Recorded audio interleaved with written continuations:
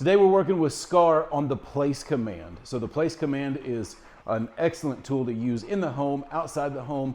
It serves several different purposes. One of those is to build the confidence in the dog. So if we're having an issue with low confidence, which is also often found in kind of a more submissive dog or something to that effect, the place command can help give them confidence because it tells them what they can do. It also builds trust between them and the handler because if I tell them that it's safe to get on, then they trust me that it's safe to get on. So we build up some of that rapport. The other thing about the place command is in the home, it helps to serve as an anchor point. So let's say the doorbell rings. Nope, oh, he's getting a drink. Doorbell rings and the tendency is for the dogs to all run to the door and mob whoever's at the door. So what we condition them to is when the doorbell rings, we tell them place and we put them on this dog bed of sorts, and it's kind of an anchor point. So as long as they're on this place, whether they sit, stand, or down, I don't care a lot of times in that scenario because they're staying where I want them to be. They're on their place, just like he's doing now. So we've already gone through our exercises and kind of shown him what the expectation is, but let me show you what he just learned. So Scar, come. Scar, come. Good boy, good boy. All right, so we're gonna come up to it and I'm gonna clearly communicate what I want him to do. So I'm gonna come up, Scar, come. This side, over here, good boy. And I'm gonna do this, place, good, sit.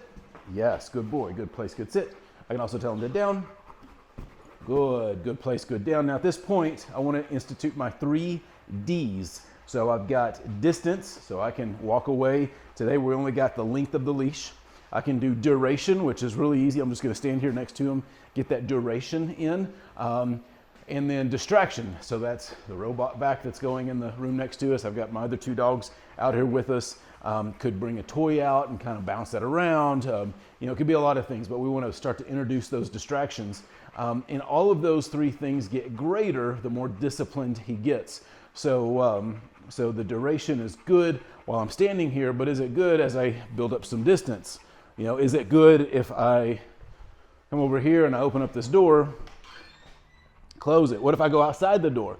What happens then? So all of these things, the distance, duration, distractions, all those are going to increase throughout the 2 weeks as we continue to build his discipline. So when I'm done with him on place, I can do a couple things.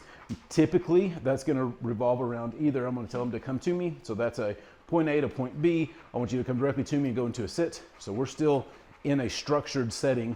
The other one is break, and break is his reward. So what we're conditioning him to right now is that whenever I say break, I'm gonna give him a light tug of the leash and I'm going to bring him to me. I'm gonna love on him, his job's done, okay?